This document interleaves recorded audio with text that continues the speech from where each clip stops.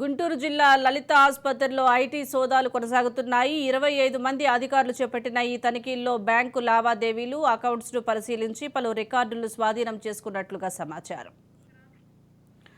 గుంటూరులోని లలిత హాస్పిటల్లో ఐటీ అధికారులు సోదాలు కొనసాగుతున్నాయి. 25 మంది అధికారులు సోదాల్లో పాల్గొన్నట్లుగా తెలుస్తుంది. దీనికి సంబంధించి పూర్తి సమాచారం మా ప్రతినిధి రమేష్ అందిస్తారు. రమేష్, ఈ సోదాలు ఎప్పటి వరకు కొనసాగే అవకాశం ఉందంటారు? సుజాత, ఏదైతే మరి లలిత హాస్పిటల్ మల్టీ స్పెషాలిటీ హాస్పిటల్ సంబంధించి కూడా ఉదయం నుండి ఐటీ దాడులు కొనసాగుతుంది. మొత్తం 25 మంది బృందం కూడా హాస్పిటల్ కి చేరుకున్నారు. వారి ఇళ్లలో కానీ అదేవిధంగా ఎవరైతే ఉన్నారో డాక్టర్ విజయ, అదేవిధంగా రాఘవ శర్మ వాళ్ళ ఇళ్లలో కానీ, ఇటు హాస్పిటల్ కి సంబంధించినటువంటి బ్రాంచెస్ లో కూడా పూర్తిగా కూడా తనిఖీలు జరుగుతున్నటువంటి పరిస్థితి కనపడుతుంది. అయితే ఏదైతే మరి అక్కడ ఉన్నటువంటి అకౌంట్స్ సంబంధించి కానీ బ్యాంకు లావాదేవీలకు కూడా పూర్తిగా కూడా పరిశీలిస్తున్నారు. ముందుగానే ఐటీకి సంబంధించినటువంటి అధికారులు అక్కడ ప్రవేశించే ముందు పక్క సమాచారంతో అదేవిధంగా అక్కడ ఉన్నటువంటి అకౌంట్స్ సంబంధించి కూడా పూర్తిగా కూడా తీసుకున్న తర్వాత ఐటీ దాడులు చేస్తున్నటువంటి పరిస్థితి కనపడుతుంది. అయితే మనం ముఖ్యంగా చూసుకున్న లలిత హాస్పిటల్ కి సంబంధించి కూడా ఒక పెద్ద ఎత్తున కూడా ఇన్కమ్ సోర్స్ ఉండే అవకాశం ఉంది. దాదాపు గుంటూరు పట్టణంలోనే 5 బ్రాంచెస్ కలిగి ఉన్నాయి. దాదాపు 12 ఎకరాల్లో కూడా మరి అటు multi specialty hospital 400 beds hospital కడుతున్నటువంటి పరిస్థితి అయితే ఉంది. ఏదైతే మరి గుంటూరు నుండి విజయవాడ వెళ్లే రూట్ లో రైట్ సైడ్ ప్రాంతంలో కూడా 12 ఎకరాల్లో కూడా ఒక పెద్ద 400 బెడ్ల హాస్పిటల్ కూడా కడుతున్నటువంటి నేపథ్యంలో ఇవన్నీ కూడా ఐటీ అధికారులు పక్కా సమాచారంతో వీళ్ళు ఎవరైతే లలిత హాస్పిటల్ కి సంబంధించినటువంటి రాఘవ శర్మ గాని, అటు డాక్టర్ విజయ గాని, వీళ్ళు ఐటీకి సంబంధించినటువంటి ఇన్కమ్ సోర్స్ ఎలా ఉంది, ఐటీ ఎలా కడుతున్నారు, అక్కడ ఉన్నటువంటి అకౌంట్స్ సంబంధించినటువంటి అధికారులను కూడా ప్రశ్నిస్తున్నటువంటి పరిస్థితి ఉంది.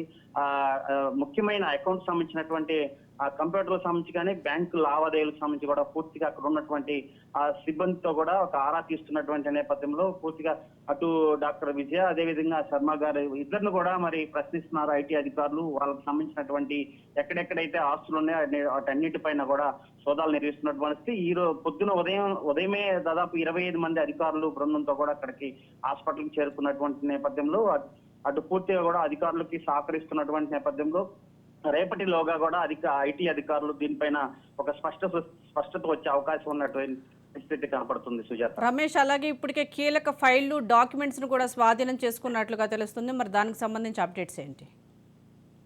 ఖచ్చితంగా మీరు చెప్పినట్లుగానే ఐటీ అధికారులు ఖచ్చితంగా లలిత హాస్పిటల్ కి ఎంటర్ అయ్యే ముందే దీని వెనక ఒక నెల రోజుల పరిశీలన ఉంటది. అధికారులకు సంబంధించి ఐటీ దాడులు చేస్తున్నటువంటి ఒక సమస్య మీద ఐటీ అధికారులు ముందుగానే సమాచారం తీసుకుంటారు. వారికి ఉన్నటువంటి ఆస్తుల వివరాలని పూర్తిగా కూడా మొత్తం సోదాలు చేసే ముందుగానే వాళ్ళకి ఒక సమాచారం ఉన్న తర్వాత అక్కడ ఉన్నటువంటి ఎవరైతే ఐటీకి సంబంధించినటువంటి ఆడిటర్స్ ఉంటారో వాళ్ళందరినీ కూడా ముందుగానే సమాచారం తీసుకుంటారు. ఇప్పటికే కీలకమైన డాక్యుమెంట్ ఎక్కడెక్కడైతే వాళ్ళు ఆస్తుల రూపంలో కొన్నారో ఇప్పటికే దాదాపు 400 బెడ్స్ తో హాస్పిటల్ కడుతున్నారంటే చాలా పెద్ద బిగ్ హాస్పిటల్ అని చెప్పుకోవచ్చు. మన ఏపీలో పెద్ద హాస్పిటల్ అని చెప్పుకోవచ్చు. అయితే దానికి సంబంధించి కూడా దానికి ఇన్కమ్ సోర్స్ ఎలా వచ్చింది, అది ఇప్పుడు కడుతున్నటువంటి బ్యాంక్ లావాదేవీలు, లోన్స్ ఎలా ఉన్నాయి, ఐటీ సక్రమంగా వీళ్ళు గవర్నమెంట్ కడుతున్నారా లేదా, వీటన్నిటిపైన కూడా పూర్తిగా కూడా అధికారులు క్షుణ్ణంగా పరిశీలిస్తున్నటువంటి పరిస్థితి ఉంది.